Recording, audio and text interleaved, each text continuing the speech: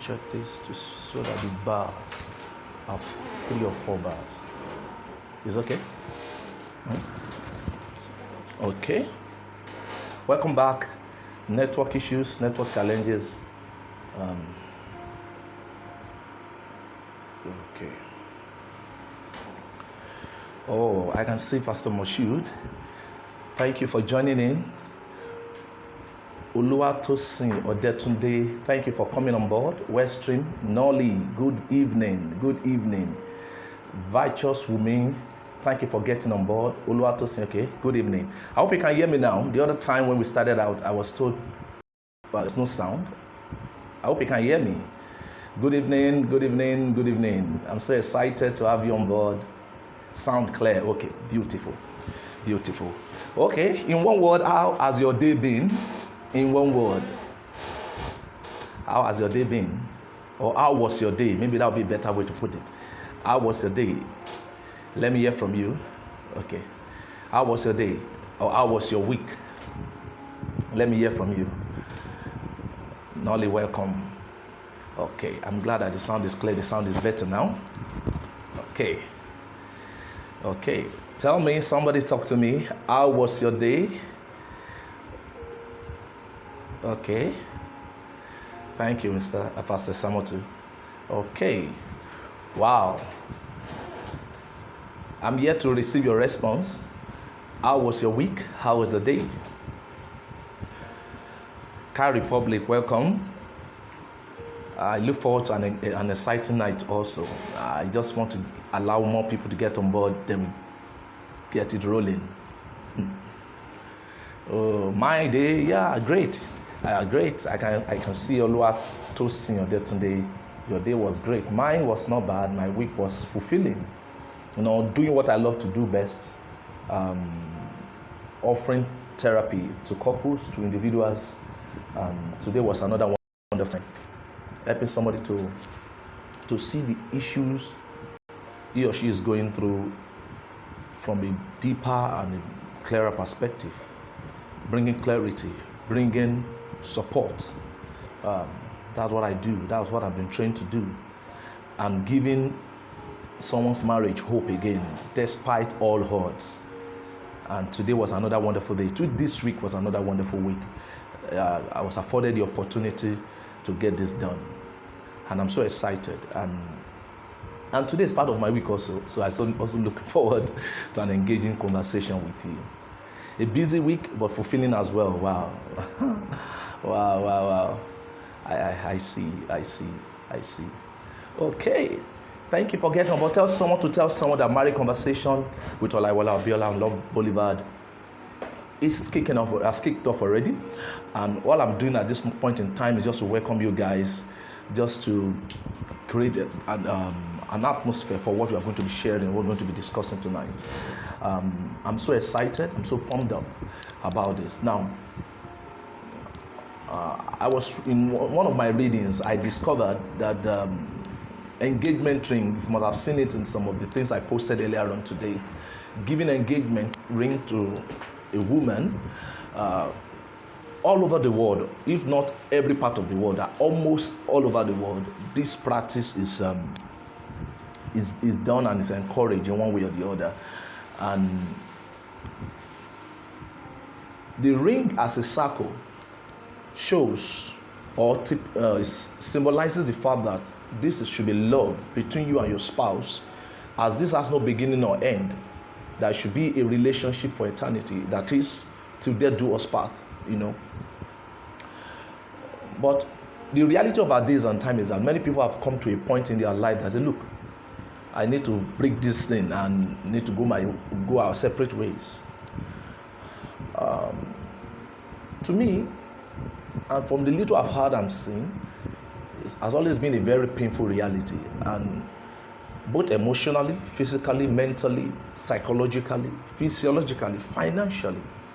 In fact, in the course of my own study and training, there's a research finding that discovered that the emotional roller coaster and the depth of pain, both emotionally and physically and otherwise, that people go through is and the effort that is being put into getting the divorce or separating is always far more than the effort needed, the finances needed, the investment needed to make the marriage work.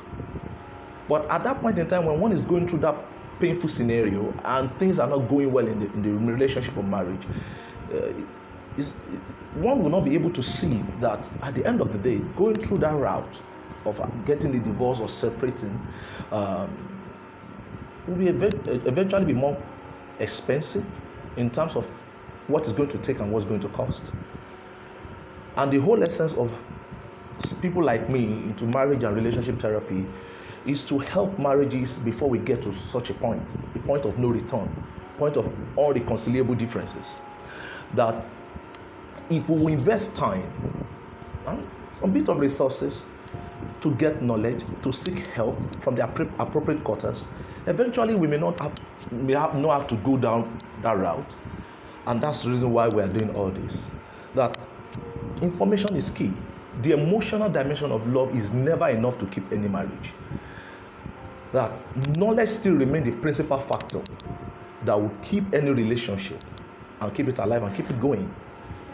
And that's why we are trying to do as many things as possible that is necessary to put this information out there and to also let people know that, look, marriage therapy is a good thing to do.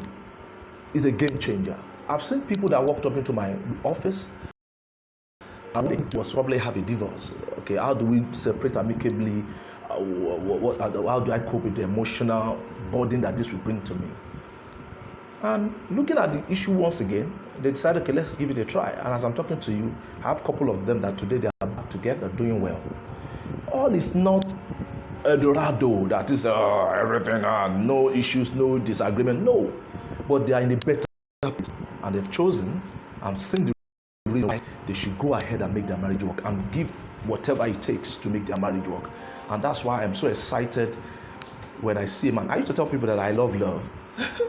And I'm so excited when I see couples whose relationship is already going down the hill take an upward turn and start getting better. So today, I'm excited and I want to share one or two thoughts with you, and I also want to learn from you. So, Bishop Adebola, you're welcome. I can see you. It's good to see you. ID Special, you're welcome. IJ52, let me see the other people that don't mention their name. Okay, Blossom Warp, you're welcome. You're welcome, you're welcome, you're welcome. Now, so today, as you must have seen in my things that I've posted earlier on, I want to look at what I called Now You Are Married. Now You Are Married. And I want to ask you this question. If one spouse say to you during your conversation or out of the blue, says, look, now you are married, what will come to your mind? What will come to your mind? So I want to, it's married conversation, so I want you to converse with me now. So let's get into the heart of the matter. If you had your friend or a colleague or your sibling and said, look, my husband and I were discussing one day my husband just came home and said, now you are married, or just woke up from his sleep and said, now you are married. What comes to mind? If somebody says such a statement to his or spouse, what do you think that infers? What does that mean? Talk to me. It's married conversation. I want to hear from you. We are all keyboard warriors. So get to your keyboard and talk to me. I want to see what that means to you. Now you are married. Now you are married. Now you are married. So what does it mean? I want somebody to talk to me. Get down there on your keyboard, chat with me. It's married conversation. So let's talk. Now you are married. What does that mean? If somebody says, now you are married. Now you are married. I'm still waiting for your response. Hello, chat with me. Let's do this together. If somebody says, now you are married, what comes to mind? What do you think that person means? I'm waiting for your conversation with me. Oh, I can see Pastor Tokes. You're welcome, sir. It's good to have you online. Wow, it's good to have you. Charity Worship, you're welcome. Thank you so much for coming. Okay, Charity Worship, you responded to my earlier question. Your day was beautiful. That's great. Good to know. Okay, West Stream said great. Wow. Sarah Belusi, I welcome you once again. Virtuous Women said our day was great. Okay. I can see Pastor Talks. One Talks. You're welcome, sir. I appreciate your joining tonight. So I was asked earlier on. Okay. I think she or he doesn't want competition or intruders. Okay. From Bishop Adebola, if someone says, now you are married. Okay, that's like, now you are married. Okay, I don't want intruders. Okay, I never thought about it in that dimension. Probably I was looking at now you are married with a question mark. So now you are married. Now you are married. But what I'm saying tonight is now you are married with a question mark. So what does that mean? Thank you so much, Bishop Adebola, for bringing that perspective. So, but if I'm saying now you are married with a question mark, what does that mean? What does that portrays, or what's the implication of that? What's the person trying to say that he has not said or she has not said? So please get on board. He's starting to see his partner differently. Okay, not differently. Okay, meaning this is the tone. Okay, it's about character. Okay, character challenge indicates. Okay, he's starting to see his partner differently. Okay, I'll ask for a breakdown. Okay, I still didn't get that. Other person has changed. Okay, IJ50 said, this person has changed. Are you sure this is the woman I married? Okay, it means a lot, but first it means one's attitude has changed from initial. Okay, it can mean he care less about my family members. Okay, that is now you are married. But I'm saying now you are married with a question mark. Okay, I saw that from Sound Mind. Or he cares about my sins. Okay, one has noticed unacceptable traits in the other. Wow, thank you. Is it that I'm falling short? I'm different from what he expected? I will want a further breakdown of that. Okay, now you are married. Okay, thank you, Western, for that. I love those contributions. It means the person is seeing the partner differently. A surprising change. Wow. Okay, in terms of the character. No, I don't know whether this is a real life scenario. Okay, it means a negative character deviation from the person he married. Okay, I love that perspective also. Okay, there was this story I had. I don't know whether it's true. I don't know whether it's fiction or whether it's true life. That there was a man that a married man slept and woke up one morning, and when he woke up in the middle of the night, saw the woman beside him on the bed, and he woke her up and said, and the woman woke up and look at the woman. Now you are married. No, we just surprised. Now you are married. I'm sure you are the person I married. Okay, means a negative character deviation from the person he married. Interesting perspective. Honestly, you are all not far from the truth. You are not all far from the kingdom. You know. In my therapy sessions with people, often than not, I've come across couples come to a point in their life, and the man or the woman is totally perplexed and say, "What kind of person is this?" And they can't just figure out what is actually going on. Some are beginning to lose their mind as of the time they came for therapy, and say, what kind of thing is this? What kind of woman is this? What kind of man is this? I'm sick and tired of your tantrums, even though you're an elderly person. I'm sick and tired of you not measuring up. I'm sick and tired of you being the source of my pain, being the source of my concern. I've had enough of you. Some even said, look, I'm ready to walk out of this marriage. Some have even come to the point where they've even separated already physically. Though they're not divorced, but already some already sleeping in separate rooms, some already, staying in separate places, She probably had much weight, okay? Okay. Or beauty, she probably had some more weight, okay? I like that. That's another perspective. This may indicate observable negative change in behavior. Okay? Okay. I am Dupe, okay? Welcome. I appreciate you. So, if you look at it, in whatever way, with the one with the question mark, it's simply saying, look, this is less than what I desire. This is not what I bargained for. I will expect better than this. But I need to quickly let us know that marriage is made up of different seasons. Marriage is made up of different seasons. When we are out there courting and we're dating, there's this butterfly in my belly, and we're just enjoying each other and blah blah blah. At times we see those signs, subtle signs, and at the end of the day, it's like, don't worry, I'll change him. Don't worry, fine, we'll be fine.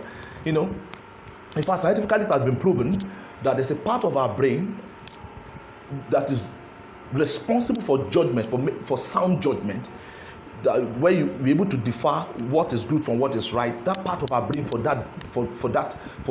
sound judgment is always numb, or is always subjective when it comes to the issue that have to do with somebody that you love. This has been scientifically proven. No, we call this love is blind. Some call it Momo button. You know, but the fact of the matter is that a time will come that we eventually take the journey on, and we eventually settle into matrimony. But the first stage of marriage is what we call the honeymoon stage, where no matter what the person is doing or has done, you just, okay, don't worry, everybody's still, yeah, hey, my lover, my baby girl. But soon after that, there's what we call, after the honeymoon stage, what we call the reality stage of marriage. And at this point, it dawns on everyone, on both the man and the woman, that look, this person, there's more to this person than the person I actually married. Reality stage in the sense that the weaknesses of individuals start to kick in. The differences, gender differences. Maybe I need to let you know this. I know you should know, or you know, that gender-wise, we are different. A woman is different from a man. For example, women are more intuitive, men are more logical. You know, the man see the bigger picture, the woman see the detailed picture. You know, so as we journey along the line, our differences, another differences that kicks in is what we call the temperamental differences. That is, your temperament, some are extroverted, some are introverted, some are perfectionist, some are carefree. And before you know it, the differences in temperament, due to our genetic makeup, our personality, our exposure, our upbringing, the kind of family background that we grew up, the kind of environment we grew up in. For example, if you have a twin, two boys, for one reason or another, maybe one is raised in Nigeria, in Nigeria, Okokomaiko, any place, and the other is taken to UK. Even though they carry the same genetic makeup, you discover that over time, 20 years later, even though they are both from the same father, from the same womb, their character will be different. Their ideology, their worldview, their perspective, their mannerism definitely will be different. So this is where nurture supersedes nature. The what we call nature and nurture. Now, this influences the way we behave, the kind of lifestyle we imbibe. Now, when you get married, these things begin to kick in. And along the line, things begin to happen, and it's like, it's not the same person I married. Then you begin to react. Now, look, I don't want this. This must be this must be that. Because now before, probably you just see yourself once in a week or twice in a week, or probably just do a lot of phone call. But now you have to live 24/7 with this same person for the rest of your life. One of the things COVID-19 has done, if you have been listening to me, is that it has exposed the state of many marriages. Because during the lockdown, the marriages or relationship that people have not invested in, now you have to be locked down. Most people have outlets. 8 hours, 8 to 5, 9 to 5, they're out there in their offices, on the road. So the little time left is when they have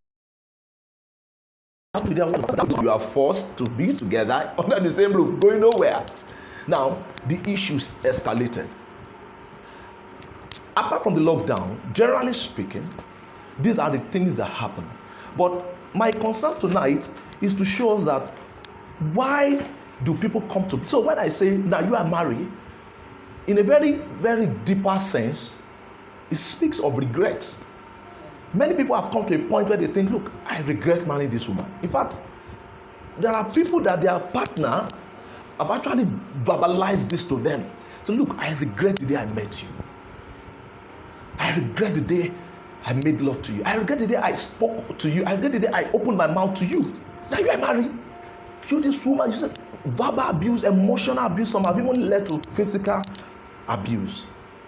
You know, the Lagos State Domestic and DSVRT domestic and sexual violence response team, by the virtue of my work experience and having worked with the Institute of Counseling in Nigeria, I've had encounters with people that came from DSVRT. And you ask yourself, was there not a point when I love you, baby, I love you, honey, blah, blah, blah, blah, went to specialists, went to this place, went to Dubai, to Paris, and now they are loggerheads. Some even have gone to the point of beating each other up. Domestic violence, you know. And honestly speaking, at times, it just breaks my heart to see love beds turn into hate beds. So many people have gotten to a point where I regret the day I met you. Some have not said it, but in their mind, every day, every now and then, that's what they are saying. Even though they realize it. What kind of man is this? That cannot just live to responsibility. He can't just provide leadership. You know? And the men also, they're saying, what kind of woman is this? You know? Some even have gone to the point of calling their wives witches. You this witch, you are a witch. Since I met you, my life has gone down the hill. So what I'm trying to look at tonight is, how did we get here? How far have you gone in your relationship? What is the state of your marriage? Maybe you are not at this point. Beautiful. And that's the reason why being part of a conversation such as this is interesting. You know? So, how did people get in the first place? The whole essence of tonight is to establish the fact that marriage is a great concept, irrespective of our experiences. So before I go into other details I want to talk about, I want to quickly establish here, one of the major objectives of tonight's conversation is to establish that marriage is a great concept. By concept is a perfect ideology. Can you imagine a man coming together with a woman? A man born somewhere in Ajigule, coming from a very poor background, and suddenly maybe the mother is selling akara or selling pepper, one way or the other, found himself in Unilag. I met this gorgeous lady that was that was born in the UK, and now she's in Nigeria to further her education, because the parents say, look, I want you here. Maybe go do your masters later in the UK. But she's coming from a very wealthy family, wealthy background. And lo and behold, this same lady and this guy from the poor family met in class in their department, maybe Department of Engineering, and before you knew it, they fell in love, and you're wondering, how are they going to go about it? Marriage by design is a very beautiful concept. That a man is an Igbo man, and suddenly found himself in Akwa Ibom, and is in love with an Akwa Ibom woman. A man is a Yoruba man, and suddenly is in love with a Fulani girl. Even raised from different backgrounds, from different antecedents, and yet they are in love.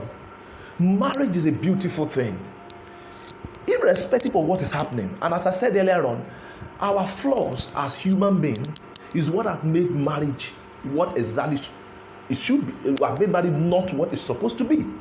So what we are trying to say tonight is that we want to address the reality that many marriages are not what they should be, and thereby leading to, now you are married, leading to the regret. Had I known, if I had my way, if I can turn back the hand of time, I'll probably marry someone else.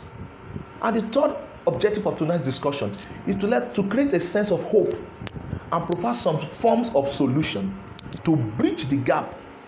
Asking every one of us online tonight also your own contribution, your own valuable contributions. So this is where I'm going tonight. Marriage is a beautiful thing. And the beginning of healing for every troubled marriage is to settle in their mind that marriage is a beautiful thing. That for the fact that I'm not having it beautiful does not mean it can't be beautiful. And then number two, to acknowledge the fact that, look, my marriage is not where it's supposed to be, and if it's doing fine, how can I make my marriage better? You know, and these are the things we're looking at. So firstly, what are the reasons for regret or lack of happiness in marriage? Now you are married. For me, it speaks of a man or woman that is not happy, especially with a question mark. Now you are married. So I want to look at what are the reasons for regret? What are the reasons for unhappiness in marriage? And these are the things. So tonight, I'm going to look at 3 things, but inside of these 3 things, there are also sub points that I want to share. And the first thing I want to share as the reason why people have a lot of regret and unhappiness in marriage is what I've said earlier on, during my posting earlier on, that we are flawed by nature. Our flawed nature. What am I saying? That is, we all have one issue or the other. We have weaknesses. We all have one level of dysfunction or the other. And this level of dysfunction has made a lot of people to be difficult to live with. Most people, especially the person you are married to, because you are now that person is the closest person to you, you are going to see every weakness of that person. If the person snores, you are the person sleeping with him anyway, or her. If the person is lazy, you will get to know, because you are the person sleeping and waking up with that person. You live under the same roof. If the person is not hardworking, if the person has some very nasty attitude, you are the casualty, because you are always going to be in the face of this person. So marriage is having a lot of issues because of our flawed nature. And we are not just flawed. We also have capacity to work on our weaknesses, to be a better person. And how does this affect marriage? It affects marriage because marriage is like an omelette. Every omelette is as good as the eggs you use in preparing it. We are all flawed in one way or the other. So if you put 2 eggs together and one of the egg is bad, by the time you mix them together to make an omelette, what happens, the consequence of that preparation of the omelette is that it's going to taste sour. So if one egg is bad and you didn't know, and you put it together with another one that is good, or that one too is having some defect, by the time you put it together, what you are going to have is an omelette despite all the other spices, the green pepper, the red pepper, and the things you put in it. It will not taste well. Now, despite the money, you may have money, you may have children, good job, in fact at times good family members, good friends, and at the end of the day, because your flawed nature not dealt with will be a carry over into that relationship. Many people don't deal with their flaws, especially major flaws, before coming to marriage. And when you marry, you bring to the table who you are. Marriage is not about what you have, it's about who you are. So when you marry, you actually marry the good, the bad, and the ugly of that person. There's a measure of dysfunction in every home that produce the man, that produce the woman that eventually grow up to marry. For example, a boy raised in an environment of domestic violence is already flawed. A boy raised in an environment where the father does not know how to show love to the mother, that the only thing he knows is force. The only thing the man knows is to talk down on his wife. The guy is already damaged. A lady that grew up in an environment where the father was an absentee father, that the mother have to do everything, be the father, be the mother, all by herself, she's already flawed in one way or the other. And you look at it very well, that each and every one of us, by one stroke of destiny or the other, we all have our own flaws. We all have our own dysfunction. Even the best of homes, even the best of marriages have one measure of dysfunction or the other. The intensity of that dysfunction is what now differs. So the first reason why people come to the point of unhappiness, the point of regret in marriage, is because we are all flawed in one way or the other. We all have deficiency. To some, they talk too much. To some, they sleep too much. To some, they carefree. To some, they are hard worker. So when they are working, they don't care. When they don't even remember their wives. When they leave home in the morning, they don't even remember their wife is at home. Some have some level of irresponsibility. Some have entitlement mentality. Some have grown up with a narcissistic mentality. Some women have grown up in an environment, look, my mother suffers so much and I've made up my mind, I'm not going to go through that route. So they came with a defense attitude. So any little thing, they are the offensive, So that's one major reason why people come to the place of unhappiness. Because whether you like it or not, you come with that kind of person you have become before you got married. And listen, your getting married won't suddenly change who you are because you are now married. If there's anything marriage will do, marriage will rather expose those weaknesses. Marriage will rather expose those weaknesses to the point at which it affects your relationship. For example, somebody that keeps to himself, a very melancholic kind of person, does not relate, and marries a woman that women actually talk more than women, at least on a global scale. Now, you know, there are some men that talk a lot, but generally speaking, the female gender, they love to talk. Now, you now marry a man that is so melancholic in his nature, does not talk, does not do anything. That woman will be dying in silence because she will not be able to communicate with the man will not communicate back to her. And this can be a major source of problem to many people. So, number one tonight, because of our flawed nature. But does that mean, okay, I'm flawed, this is who I am, there's nothing I can do about it, leave me alone? No. So the whole essence of tonight is to bring our attention back to the dysfunctions that you have been entertaining that is damaging your marriage. Can it be because the way you talk down your wife, you talk down your children? Can it be that's the reason why you are not having peace in your marriage? Because a woman is a wonderful being. Give a woman a sperm cell, she will give you a baby. Give a woman a few amount of money, she gives you a meal. Give a woman a house, she gives you a home. A woman is a multiplier. A woman is a catalyst. So if you give her bullshit, she gives you bullshit times 10. You know, so can it be because of your weaknesses that you have been playing down at, that you're not paying attention to, that you're having issues in your marriage? So let me go to the second aspect because of our time, because I also want you also to talk to me. You know, so what is the second reason why people have regret and unhappiness in marriage? The second thing I want to share with you is getting married for the wrong reasons. Many people, ordinarily speaking, in retrospect, they look back and say, yeah, now they know better. But alas, you are in this marriage. So the reason why a lot of people have come to so they've woken up from their slumber. They got married in the first place for the wrong reasons. Let me share some wrong reasons why people marry to you tonight. For example, I'm getting old. A lot of pressure. Because I'm getting old, anybody that come anywhere belle face, man, marry this one like that, man, just leave my papa house. Look, for the fact that you have gotten old, that's the major reason why you even need to be careful. Because you have not waited for too long to settle for heartache and pain. Another reason people get married, wrong reason, is escaping your parent trouble. My father is too hard. His discipline is too strict in discipline.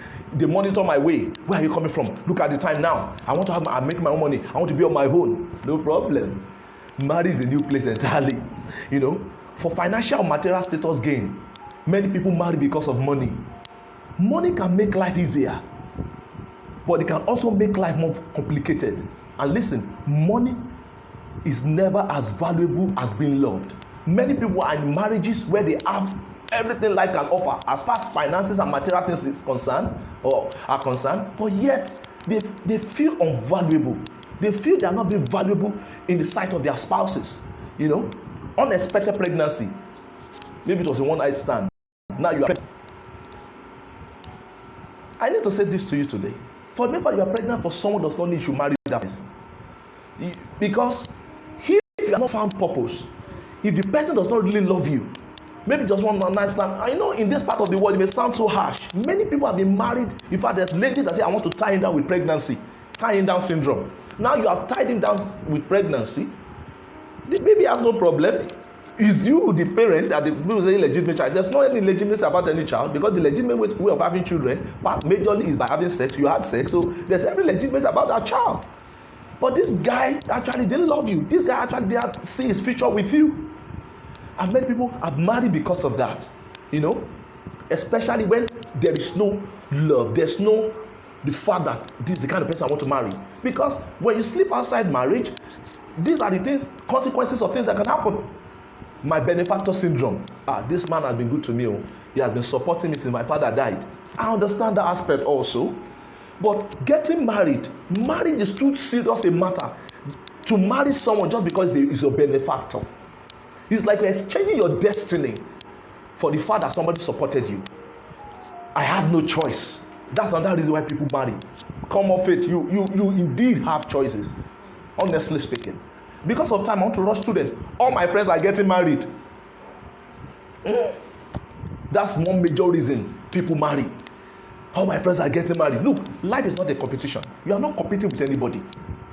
The only person you are competing with is yourself, getting better than your previous self. Another reason people get married wrongly that leads to regret and unhappiness in marriage is all my friends are married. I'm feeling lonely. That's another reason people get married. I'm through with school and I have a good job. Bro, sis, for the fact that you now have a good job does not mean you are ready for marriage. Get that straight. Getting married will change him or her.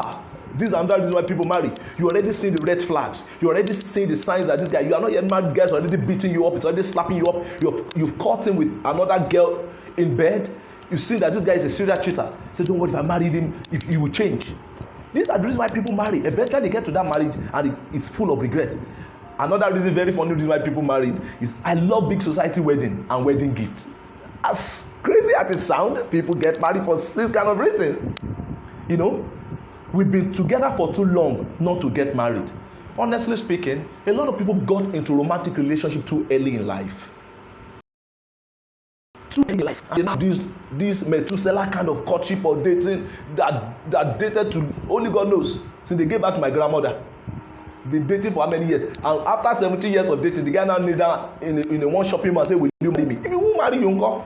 After 70 years of dating or 50 years of dating, we've been too long. That's another reason. But are you sure this is the man? Are you sure there's something about him that strikes chord with you? Is there a connection? Did you find a place of destiny between both of you? Another wrong reason people marry that leads to regret. My prophet says he or she is my spouse. My pastor say, no, come of it. We are not longer in the days where there's a mediator between man and God. My prophet said he's my husband. Prophetic matchmaking. Am I saying spiritual leadership cannot do that? They can facilitate people getting to know each other. But you also need to come to a place where you can have your personal conviction. Personal conviction that truly, because we are no longer in the days and era that somebody has to hear God for you. God has no grandchildren. Every one of us are God's children. Whatever anybody is going to say, and they are able to read out for confirmation. So you need to wake up and smell the coffee. It's your destiny. It's your marriage. Your pastor's marriage is his own marriage. Your marriage is your marriage. My marriage is my marriage. Even somebody saying, okay, this, people can facilitate you meeting, but it's your own responsibility to take it beyond that and do the due diligence to be sure that truly this is person for you, the person you want to marry. This is another big one. The wrong reason why people marry that leads to regret. And they now begin saying, now you are married. I regret the day I married this one. Look at this one. My ex-boyfriend or ex-girlfriend is getting married or is newly engaged. I need to make her mad. Pepper them gang. Because your ex is getting married does not mean you go just jump at any other person. It's not a competition. After all, it's going to be his own marriage, his own marriage, and your marriage is your own marriage. You know? Okay, he's from a rich family. You get to know that, look, he's going to be the one going to be in that room with you. He's going to be the one living together with you under the same roof. Oh, she's a celebrity. You know, these days and time of celebrity stuff, celebrity stunt. And look, there's a lot of things behind the scene that you're not seeing. Don't be fooled by the social media paparazzi. Another one is free and guiltless sex. This goes to the religious folks. After all, the Bible says, or by my religion, I should not have sex outside marriage. Nobody says you do that. That's not what I'm saying. But because now I want to have sex in a place, fine, marriage will give you opportunity. If you are the religious one, that marriage will give you opportunity to have sex without guilt, without sinning. Fine. But listen, sexual pressure is also not enough reason to just jump into marriage. Many people have been married and 5 years, 3 months, 2 months, 1 year, they are not having sex. This same sex, that is the reason why some people are getting married. Emotional blackmail. This is another wrong reason why people marry. Like for example, maybe your mother now call you. See, I'm getting old though, and I would like to see your children. I want to see my grandchildren. Mama, you want to see your grandchildren? Don't worry, you will live long. That is not enough for you to jump into marriage when you are not ready. Another reason why people get married that brings a lot of regret in marriage. Unresolved personal issues. Unresolved personal issues. You have your own personal issue. For example, when I marry like this, all my problem will be solved. I'm sorry to burst your bubble. Marriage, as beautiful as it is, brings its own issues, brings its own baggages. So you can't say because you are not happy, you are lonely, you are not happy with life, or you behaving like a low life, and you believe that if I get married, I'm going to suddenly have a high life. I'm sorry to disappoint you. It will solve all my financial trouble. Oh, I'm sorry. Okay, another reason. I love babies. Each time I see pregnant women going along the street, I just feel like having my own child. So I need to get married as soon as possible. Come off it. Wake up from sleep. I came from a poor family, and I needed support. That was why I married him. Eventually, you see people like that. They'll tell you, "I pick you up from the gutter." Who are you? Such relationship. You've had men treating such women like trash because they feel that they pick them up from nowhere. You know. My younger siblings are all getting married, or they've all gotten married. Look, everyone has got his own destiny. Everyone has got his own life. As I'm talking to you, this is to 9, if I'm not mistaken, few minutes to 9. In UK, probably if you are some countries that were 1 hour ahead or 1 hour behind, they are this same moment in time in life is to 8. Some places is to 10, is to 11, is to 12. Listen to me. Everyone has got his own time zone. For the matter your younger siblings are getting married, it's not enough reason for you to enter into a wrong marriage. He or she is so good in bed. I don't want to lose him. Many people that have been engaging in premarital sex, and they've been able to know that this guy is good in bed, this lady is good in bed, I can't lose her for anything. No problem. By the time you get married, you now discover that there is more to marriage than sex. I saw terrible red flags, but our wedding invitation card was already out. My brother, until you are married, you are not married. I grew up in a highly dysfunctional home. I see getting married as an escape route. You better deal with your dysfunction before you go carry it as a baggage to another man. I wanted to rescue her from the terrible upbringing she had, and thought I could fix her anxiety and depression problem. You are not the fixer. You are not the fixer.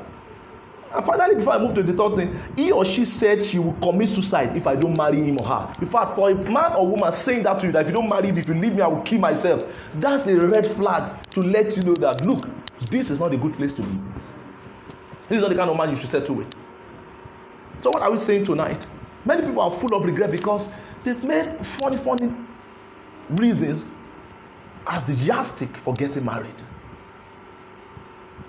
Now, the whole essence of tonight's conversation is not to blame or to judge anyone, but to unravel the reason why you are not happy in marriage, and to fix those reasons. So tonight, if you're already married, it's important for you to know that marriages can work if we work them. It's not over yet. We can still get this. You can still make your marriage heaven on earth. And if your marriage, as I said earlier, is doing beautifully well, congratulations. But will you take this time out and say, look, how best or how better can I make my marriage be? What are the things I need to do so that I will not take my fiancé or my wife for granted or my husband for granted, so that we can be better off? You see, as I said last week, our relationship as husband and wife is the first definition of marriage that our children will see. So even if your marriage is doing fine today, you need to keep it at that and keep getting better, because generations yet unborn are going to take a clue from what your marriage is at the moment. And if your marriage is not doing fine, this is an opportunity to think through this, that look, I need to get my asses together and make my marriage something enviable that my children can see as an example of a home. I've seen children where they didn't desire to be married because of what the definition of marriage they saw from their parents' example. The third reason why people have regret in marriage, I've told you about our flawed nature. I've told you about people getting married because of wrong reason.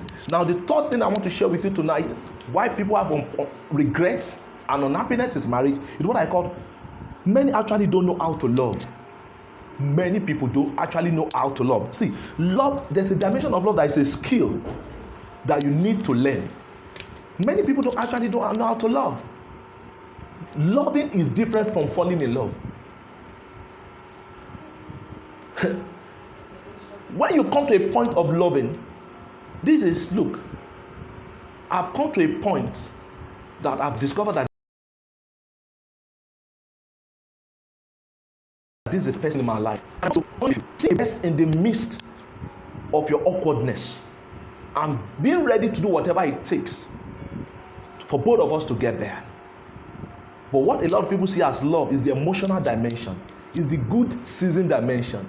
They don't see what love is in the days when things are bad and when things are not going as planned. So tonight, before I draw the curtain, even if you are married for the wrong reasons or so-called wrong person, there is still hope to save and enjoy your marriage. And I want to provide these few solutions before I draw the curtain tonight. And I also want to hear from you. Let me hear from you. Drop on the chat box. What do you think is the way to go for someone in a situation where he's regretting?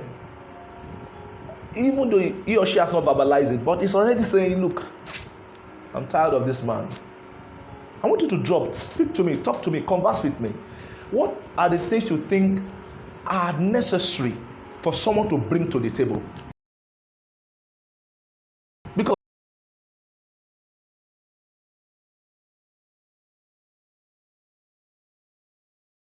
and let me do my own with you. I will be expecting. I'm not happy. First, find yourself. Find your personal wholeness. Who you are is who you bring to the table. A lot of people are married, they've not found themselves. For so long, their partner have been carrying the burden, have been dragging them all along. Tonight, you need to come to a point and say, look, who am I? Why am I here?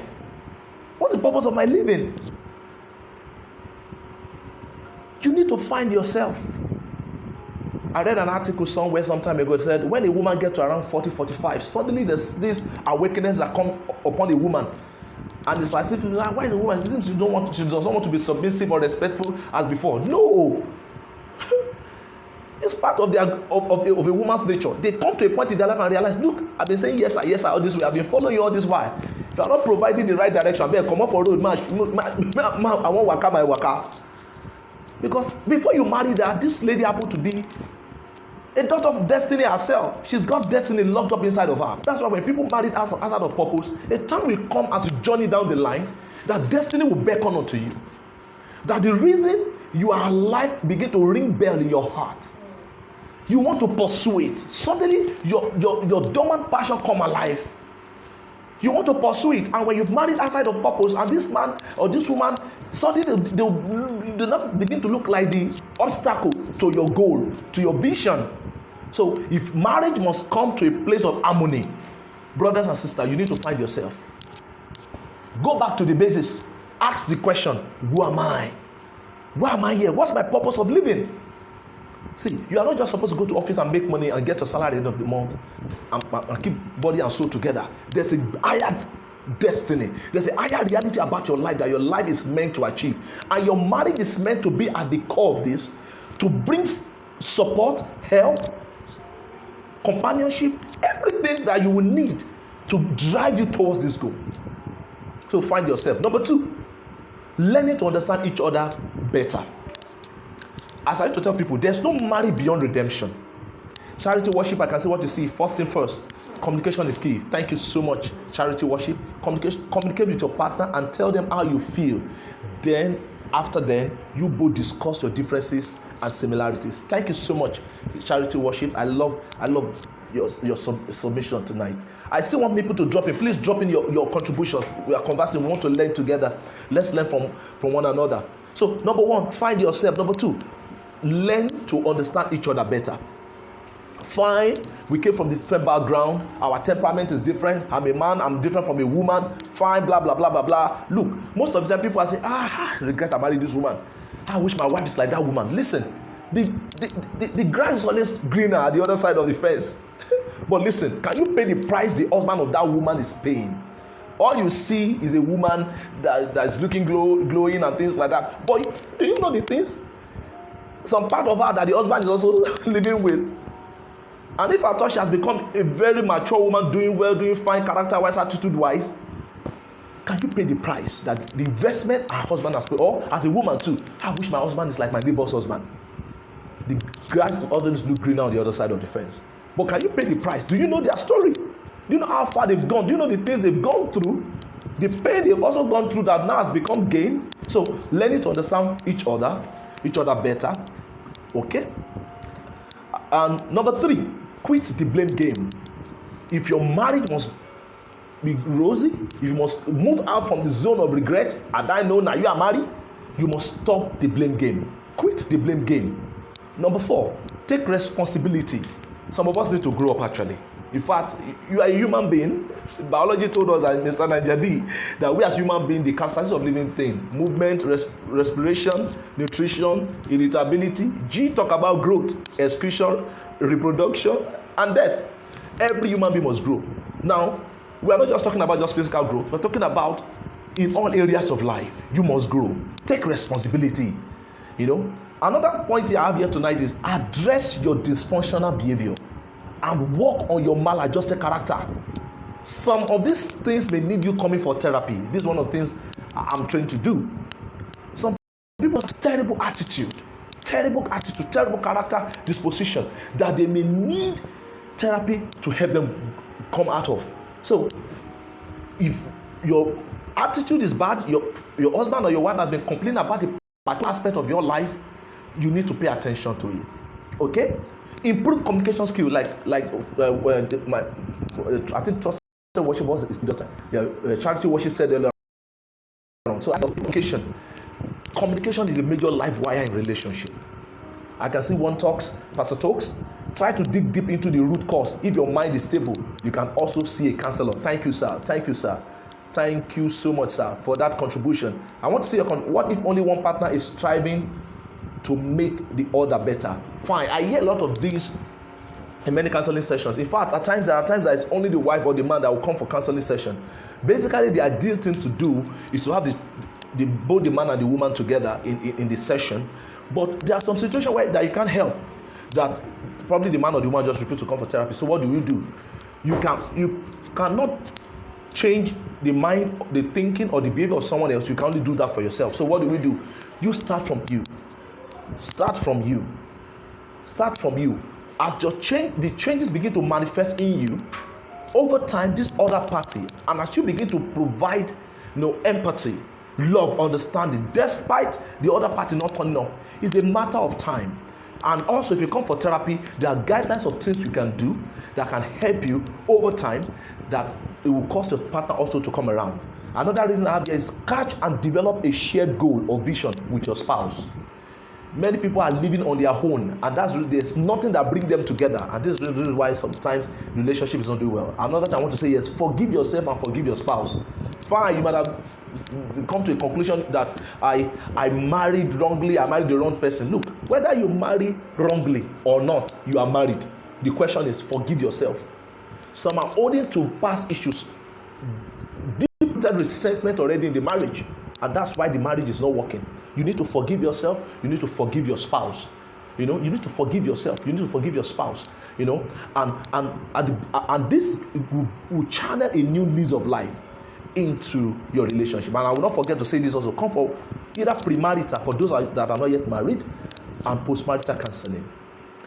Professional counseling will help you to dig deep into areas that even at times you are not even sure, you are not even aware that those things are there. So tonight, I hope with this few points of mine, I'll be able to convince, not confuse you, that where you are at in your relationship, things can be better. Things can be better. So I want to hear from you, okay?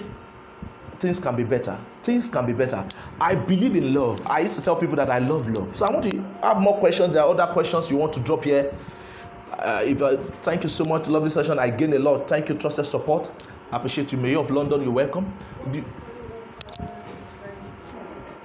I've answered that. I've answered that. Okay. As I said, professional counseling is what I do, both for individuals and for couples, both premarital and postmarital. I used to tell people, these are the days that you need to pay for, instead of buying Ashwebi, pay for your brother, your sister that's about to get married. Pay for a professional premarital counseling. I know our churches do a lot in that regard, but I need to let you also know that there are some dimensions, there's some depth professionally that churches may not be able to scratch, because most of the time their training has its own area of specialization, and professional counseling also have a own area of specialization. So it ought nobody.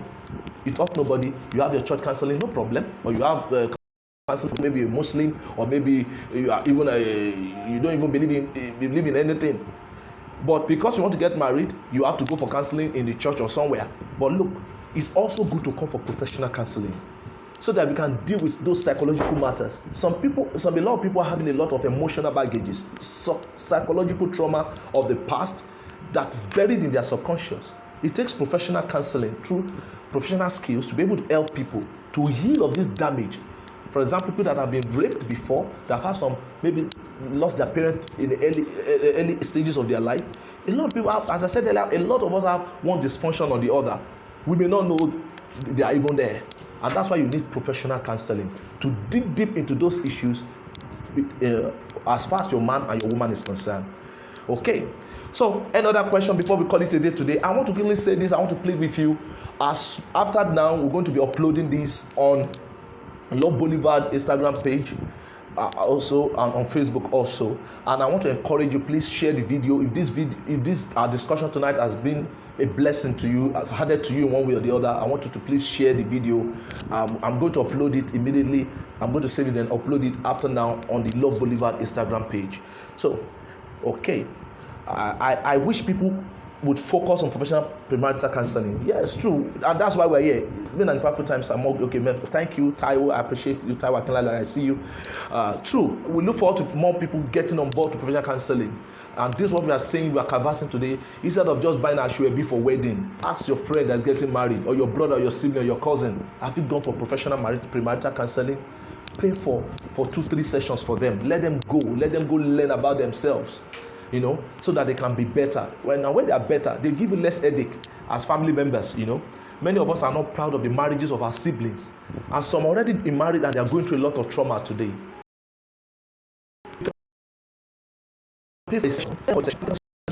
Afterwards, so this is an opportunity. A lot of people are losing their mind. People are depressed. You've seen people even commit suicide because of marital issues. You've seen people killing their spouses. This does not have to happen, because the solution is available. There are people that have been trained and skilled to help people, take them from the journey of marriage not doing well to a journey of marriage doing fantastically well. And if your marriage is also doing well, I also need to say this: you do not need professional premarital or postmarital counseling because everything is going bad. No. Even if everything is doing fine, you also need postmarital counseling, that things can be finer, that things can be better. So this applies to everyone. Thank you so much tonight. It's been a wonderful time, and I'm so glad that you are part of tonight. So if there are no questions, I would like to call it a wrap tonight. Okay. And you can, okay, yes, thank you for reminding me. You can also drop this in your DM. Probably you want to ask questions that you don't want to ask in the public space here. You can DM love.boulevard. You'll be sure that everything we discuss will be confidential, and you get reply from me. Thank you for making Marriage Conversation 2.0 a success. I'm so delighted that you participated. Tell someone to tell someone, as we see again next week. Invite someone to follow. You can please, if you have not yet follow this page, this handle, and tell your friend to follow this page. Just help us tell someone. It costs you nothing. Please let people follow. You have a lot of pages that people that probably just don't add value to people, and yet people follow. This at every point in time, you see nuggets, you see postings, you see articles, videos on this particular Instagram handle. That will be a blessing. That will be something that will encourage you and your relationship. Thank you for making tonight a success. I'm so delighted that you are here tonight, and I'll see you next week, same time, 8 p.m. on Marriage Conversation. Thank you so much. Bye.